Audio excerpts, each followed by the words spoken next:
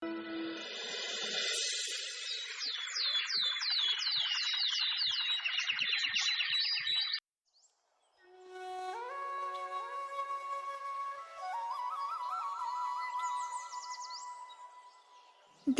বলল গল্প শোনো, না ছিল রাজা না কোনো রানী। তোমাকে আমি দিচ্ছি একটা খবর, কখনো যেন ভুলো না নিজের শহর। দিদা বলল গল্প শোনো, না ছিল রাজা না কোনো রানী। তোমাকে আমি দিচ্ছি একটা খবর, কখনো যেন ভুলো না নিজের শহর। আরে এই পাখিটা তো কি সুন্দর গান গায়। যদি এমন হতো আমার কাছেই পাখিটা থাকতো, তাহলে আমি সবসময় এর কাছ থেকে গান শুনতাম। সৈনিকেরা তাড়াতাড়ি যাও আর এই পাখিটাকে আমার জন্য ধরে নিয়ে এসো। এই শুনতেই দুই সৈনিক পাখির দিকে এগোয়। পাখিটি যেই সৈনিকদের আসতে দেখে তো সেখান থেকে উড়ে যায়।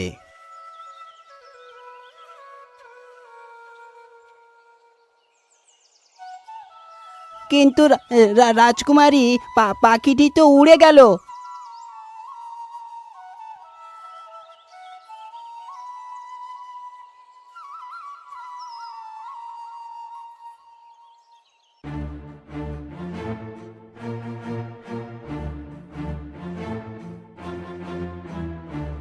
কিন্তু রাজকুমারী, পাখিটির তো কোনো খবরই নেই।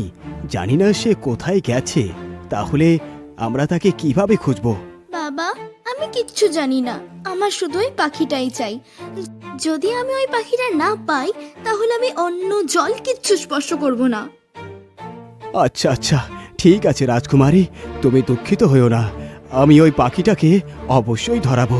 সৈনিক দল, যাও, আমাদের রাজ্যের বিখ্যাত শিকারীকে ডেকে আনো। রাজার আদেশ হতেই সৈনিক দল গিয়ে ধরে আনে বিখ্যাত শিকারীকে। বলুন মহারাজ, আপনার জন্য আমাকে কি করতে হবে? আপনি আমাকে কেন ডেকেছেন? শিকারী ভাই, তুমি তাড়াতাড়ি যাও আর এক গান গাওয়া পাখিকে শিগগির ধরে আনো। যদি তুমি এই পাখিটাকে ধরে আনতে পারো, তাহলে আমি তোমাকে 100টি স্বর্ণমুদ্রা দেব। এই শুনে ওই শিকারী পাখি ধরার জন্য জঙ্গলের দিকে বেরিয়ে পড়ে।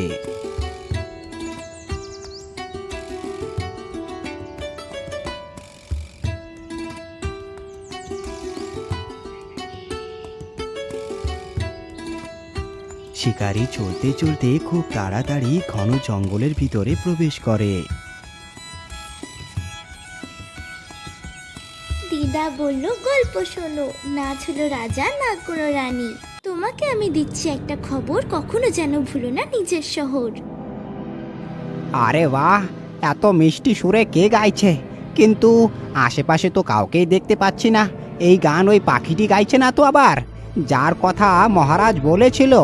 হ্যাঁ হ্যাঁ, আমার মনে হয় এটাই ওই সেই পাখি। চলো গিয়েই একটু দেখি।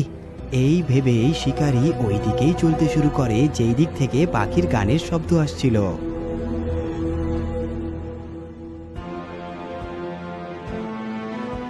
আরে বাহ বাহ, পাখিটাকে তো পেয়ে গেছি।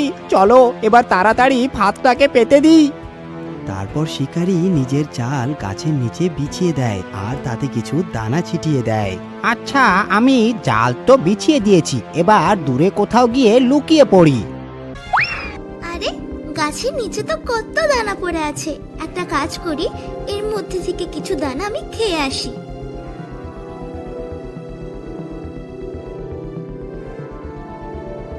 আরে বাহ, পাখিটি তো এবার আটকে গেছে।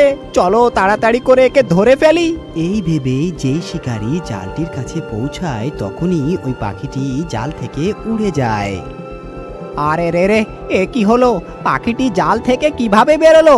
পাখিটি তো ভালো করেই আটকে গিয়েছিল। এই পাখিটি আবার কোনো ভূত না তো? চলো চলো, আমি বাপু ফিরেই যাই।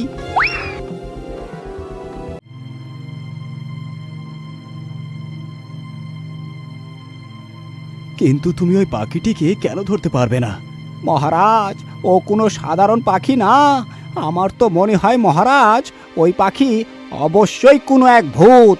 কারণ আজ পর্যন্ত আমার জালে ধরা পড়া কোনো পাখি কখনোই পালাতে পারেনি, কিন্তু এই পাখিটি আমার জালে আটকেও আবার বেরিয়ে গেছে। মহারাজ, আমাকে ক্ষমা করে দিন মহারাজ, আমি ওই পাখিকে ধরতে পারবো না। এই বলেই শিকারী ওইখান থেকে চলে যায়। এই শিকারীর কথা কি সত্যি? আমাকে নিজেই গিয়ে দেখতে হবে।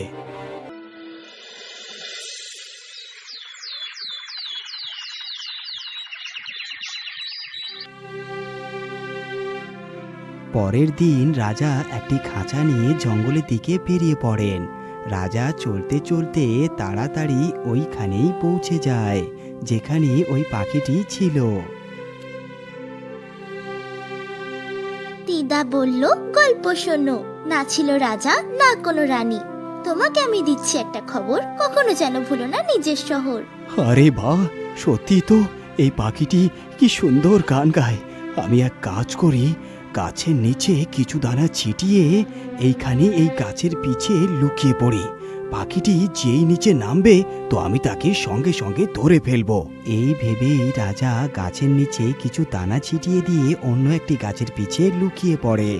আরে, এই গাছটার নিচে তো অনেক দানা পড়ে আছে। একটা কাজ করি, এর মধ্যে থেকে কিছু দানা আমি খেয়ে নিই। এই ভেবেই পাখিটি দানা খাবার জন্য নিচে নামে, আর ওই সুযোগ বুঝে রাজা পিছন থেকে পাখিটাকে ঝট করে ধরে ফেলে। আরে, ছেড়ে দাও আমাকে, তুমি আমাকে কেন ধরেছো? রাজা তাড়াতাড়ি পাখিটাকে খাঁচার মতো পুরে দেয় আর সেখান থেকে বেরিয়ে পড়েন। মহারাজ, আপনি আমাকে বন্দি করে রাখতেই পারবেন না। আসলে আমি তোমাকে আমার সাথে কেন রাখতে পারবো না টিয়া? তুমি আমাদের সাথে অনেক সুখে থাকবে। তুমি প্রতিদিন নতুন নতুন সুস্বাদু খাবার পাবে। না রাজা মশাই, আমি কারোর সাথে বন্দি হয়ে থাকতে পারবো না। কিন্তু হ্যাঁ, একটা শর্তে থাকতে পারি। হ্যাঁ হ্যাঁ, বলো টিয়া, তোমার কি শর্ত আছে? আমি তোমার প্রত্যেক শর্ত মানতে রাজি আছি। আমার শর্ত এটাই যে আমি তোমাকে একটা গল্প শোনাবো, আর তোমাকে সেটা চুপচাপ শুনতে হবে। যদি তুমি আমার গল্পের মধ্যে কিছু বলো, তাহলে আমি তোমার খাঁচা থেকে বেরিয়ে এসে উড়ে যাব। আচ্ছা আচ্ছা, ঠিক আছে, আমি তোমার শর্তে রাজি। শোনাও তোমার কাহিনী। তাহলে ঠিক আছে রাজা মশাই, শুনুন আমার গল্প। অনেক দিন আগেকার কথা, একজন শিকারী জঙ্গলে শিকারের খোঁজে বেরিয়েছিল। সেই শিকারীটি একটা কুকুর পুষে রেখেছিল এবং ওই কুকুরটি শিকারীটির প্রতি খুবই বিশ্বস্ত ছিল।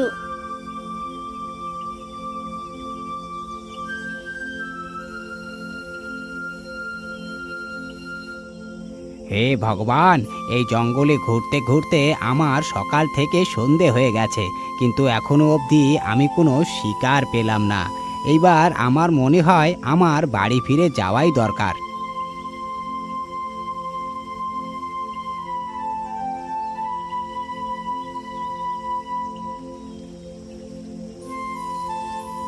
আরে কেউ কি আছো? আমার একটু সাহায্য করো। আরে, এটা কার আওয়াজ? আমার মনে হচ্ছে কেউ অসুবিধায় পড়েছে, চলো গিয়েই দেখি। এই ভেবে শিকারী আগের দিকে এগোয় তো দেখে জঙ্গলের মাঝে এক গরুর গাড়ি দাঁড়িয়ে, যার এক চাকা খুলে মাটিতে পড়ে আছে, আর ওই গাড়ির ভিতরে অনেক ধন সম্পদ রয়েছে। আরে, এই গরুর গাড়ির আবার কি হলো? চলো একটু গিয়েই জিজ্ঞেস করি।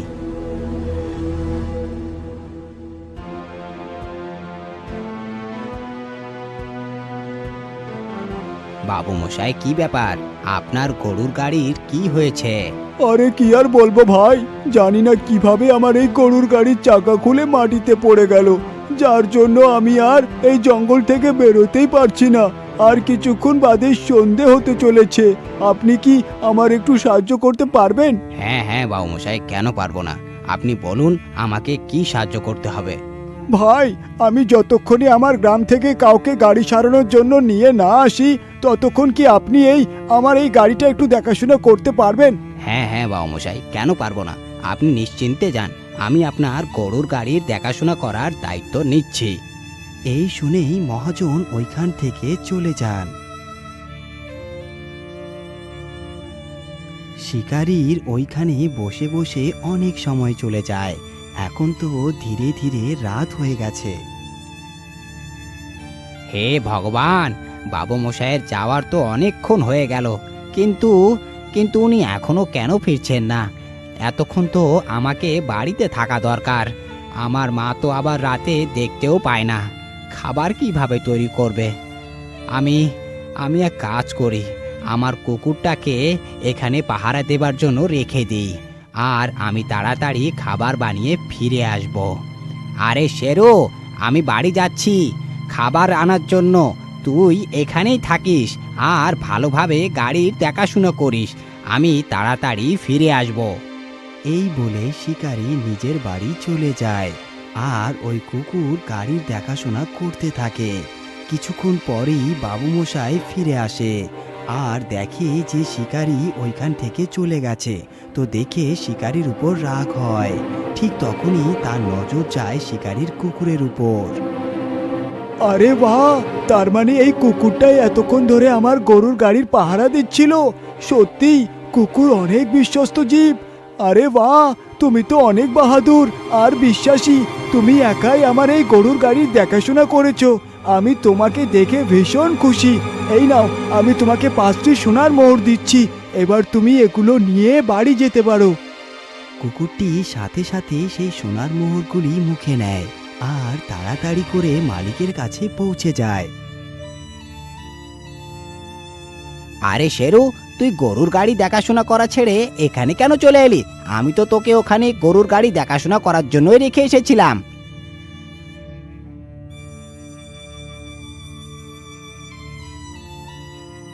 এই দেখে শিকারী কুকুরের উপর ভীষণ রেগে যায়। ও ভাবে যে কুকুরটি গাড়ি থেকে মোহরগুলি চুরি করে এনেছে। আরে শয়তান, আমি তোকে ওইখানে পাহারা দেবার জন্য রেখে এসেছিলাম আর তুই মোহর চুরি করে এনেছিস। আমি তোকে জীবিত রাখবো না আর।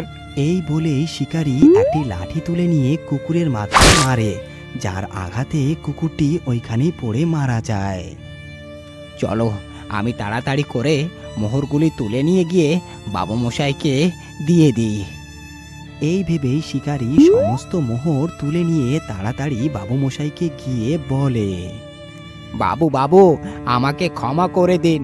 আমি এখান থেকে ঘরে খাবার আনার জন্য গেছিলাম, এরই মধ্যে আমার কুকুর আপনার 5টি সোনার মোহর চুরি করে আমার কাছে নিয়ে চলে আসে, আর আমি সেই মোহরগুলি আপনাকে ফিরে দিতে এসেছি। আরে না না ভাই, আপনি কি এসব বলছেন? আপনার ওই কুকুর কোনো চোর না, ও তো অনেক সাহসী ও বিশ্বাসী। ও তো আমার গাড়ির দেখাশোনা একদম ঠিকঠাক করছিল, তাই আমি খুশি হয়ে 5টি মোহর নিজেই দিয়েছি।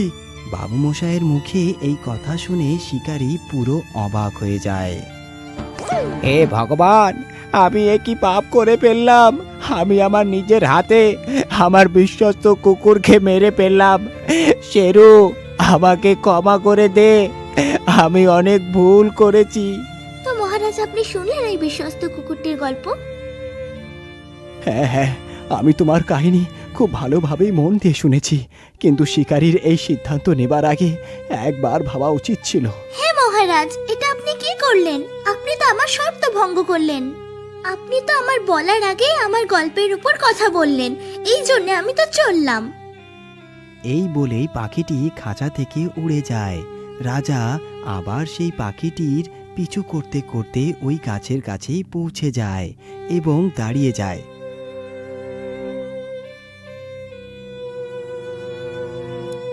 টিয়া, তুমি একটু বোঝার চেষ্টা করো। তুমি আমার সাথে আমার প্রাসাদে চলো, আমার অসুবিধে একটু বোঝো। ওইখানে তোমার কোনো সমস্যা হবে না। আমাকে আরেকবার সুযোগ দাও। ঠিক আছে মহারাজ, আমি আপনাকে আরেকটা সুযোগ দেব। যদি আপনি এবারেও হেরে যান, তাহলে আমি সবসময়ের জন্য উড়ে যাব আর আপনার হাতে কোনোদিনও আসবো না। এই বলে পাখিটি আবার খাঁচার ভিতরে প্রবেশ করে। চলো রাজা, আমাকে তোমার সাথে নিয়ে চলো। আমি তোমাকে আরেকটা গল্প শোনাবো, আর এবারেও আমার একই শর্ত। আচ্ছা আচ্ছা, ঠিক আছে, এইবার তো শর্ত আমিই জিতবো। মহারাজ, আমার দ্বিতীয় গল্পটি শুনুন। অনেক দিন আগেকার কথা।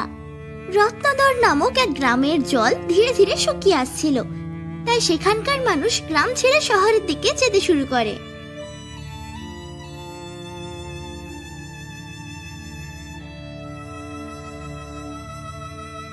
হে ভগবান, ধীরে ধীরে গ্রামের সমস্ত লোক গ্রাম ছেড়ে চলে গেছে, শুধু আমি একাই এখানে পড়ে আছি। এখন তো এই পুকুরের জলও প্রায় শুকিয়ে গেছে। যদি জলও না থাকে তাহলে আমি কি করে বাঁচবো? আমি আমি এক কাজ করি, আমি কাল সকালেই এই গ্রাম ছেড়ে শহরে চলে যাব। যদি যদি বেঁচে থাকি তো যে কোনো জায়গায় রোজগার করে খেতে পারবো, আর যদি প্রাণটাই না থাকে তো এই গ্রামে থেকে লাভটা কি?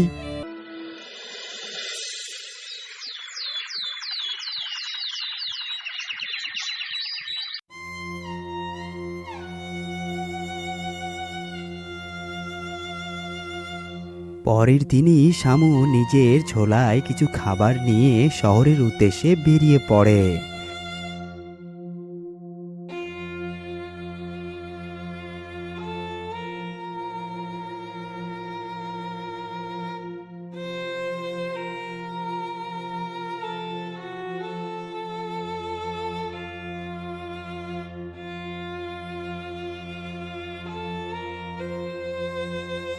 শামু চলতে চলতে অনেক হাঁপিয়ে যায়, আর তাকে অনেক তৃষ্ণাও লেগেছিল। হে ভগবান, এত কড়া রোদ্দুরে পায়ে হেঁটে চলা কত মুশকিল, আর তার উপরে ভীষণ তৃষ্ণাও লেগেছে। কি করি কি করি, জল তো এখন কোথাও পাচ্ছি না।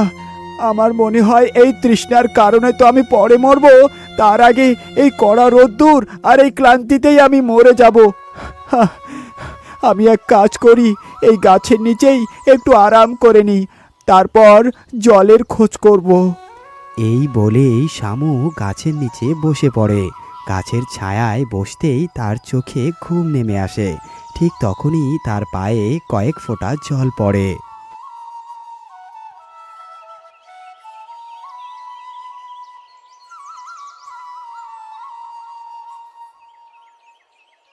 আরে এ কি, গাছের উপর থেকে টিপ টিপ করে জল পড়ছে। চলো, আমি তাড়াতাড়ি করে এই জলকে একটি পাত্রে একত্রিত করি। শামু তার আশেপাশে দেখে তো সে একটি কলসির ভাঙা অংশ দেখতে পায়। তারপর সেই টুকরোটাকে নিয়ে সে সেখানেই দাঁড়িয়ে যায়। ধীরে ধীরে ওই পাত্র জলে ভরে যায়। জল তো ভরে গেছে, এবার তাড়াতাড়ি করে পান করে নি। তখনই এক কাক শামুর উপর ঝাঁপিয়ে পড়ে। সমস্ত জল মাটিতে পড়ে যায়। আরে শয়তান কাক, আমি তোকে জীবিত ছাড়বো না, তুই আমার সমস্ত জল ফেলে দিয়েছিস। এই বলেই শামু কাকের পিছনে দৌড়াতে লাগে। ও দৌড়াতে দৌড়াতে অনেক দূরে চলে যায়। আজকে আমি তোর আর আস্ত রাখবো না, দাঁড়া, আমি তোর মজা দেখাচ্ছি। শামু ওইখানে পড়ে থাকা একটি পাথর তুলে নেয় আর কাকের উপর ছুঁড়ে মারে। পাথর লাগতেই কাকটি নিচে পড়ে মারা যায়। আরে এ কি, এখানে তো একটি নদী আছে। এই কাককে তো আমি শুধু শুধু মেরে ফেললাম, এর কারণেই তো আমি এই নদী পেয়েছি। যাই হোক, জল তো আমি ওই গাছের কাছেও পাচ্ছিলাম, শুধু শুধু এই দুষ্টু কাক আমার সমস্ত জল ফেলে দিল। চলো, আমি তাড়াতাড়ি করে একটু জল পান করে নিই। এই ভেবে শামু তাড়াতাড়ি করে জল পান করে নেয়। আহা, এবার আমার আত্মা শান্তি পেল। চলো, এবার তাড়াতাড়ি আমার খাবার ঝোলাটা আমি তুলে নিই। তারপর শামু তাড়াতাড়ি ওই গাছের কাছে পৌঁছে যায়। আরে জল তো এখনো পড়ছে, কিন্তু কিন্তু এই গাছে জল আসছে কোথা থেকে? শামু তার মাথা তুলে যেই উপরের দিকে দেখে তো দেখতে পায় গাছের ডালে এক মৃত সাপ ঝুলছে, যার মুখ থেকে বিষ টিপ টিপ করে পড়ছিল, যেটা শামু জল মনে করে পান করতে চেয়েছিল। আরে রাম রাম রাম, এটা আমি কি করে ফেললাম? আমি যেটাকে জল ভেবে পান করতে চেয়েছিলাম ও তো এক বিষাক্ত সাপের বিষ ছিল। ওই ওই কাকি তো আমার প্রাণ বাঁচিয়েছে, আর আমি তার বদলে তাকে মেরে ফেললাম। হা হা, আমাকে ক্ষমা করো কাক ভাই, আমাকে ক্ষমা করো। তো রাজামশাই শুনলেন ওই কাকটা তার কত সাহায্য করেছিল, তা সত্ত্বেও সে কাকটাকে মেরে ফেললো। হ্যাঁ হ্যাঁ টিয়া বোন, তুমি একদম ঠিক বলেছ। ওই দুষ্ট শামুকে অন্তত একবার ভাবতে হতো যে ওই গাছে আসলে জল কোথা থেকে আসছে। মহারাজ, আপনি আবারও নিজের শর্ত হেরে গেছেন। আপনি আবারও আমার বলার আগে আমার কাহিনীর উপর কথা বললেন, তাই আমাকে যেতে আবার হবে। সেই পাখি খাঁচা থেকে উড়ে গিয়ে ওই গাছেই বসে পড়ে। তো রাজামশাই আবার সেই গাছের কাছে যান আর সমস্ত কাহিনী পাখিটিকে বলেন। হে টিয়া বোন, যদি তুমি আমার সাথে না চলো তাহলে আমার কন্যা কোনো কিছু না খেয়েই তার জীবন দিয়ে দেবে। মহারাজ, আপনি দুঃখী হবেন না। এই গাছটা থেকে একটা পাতা নিয়ে গিয়ে আপনি আপনার মেয়েকে খাইয়ে দেবেন, তো আপনার মেয়ে সব ভুলে গিয়ে আর কোনো জেদ করবে না, আরো ঠিক হয়ে যাবে। এই বলেই ওই পাখি একটি গাছের পাতা নিচে ফেলে দেয়। রাজা তাড়াতাড়ি ওই পাতাটিকে নিয়ে প্রাসাদে ফিরে যায়।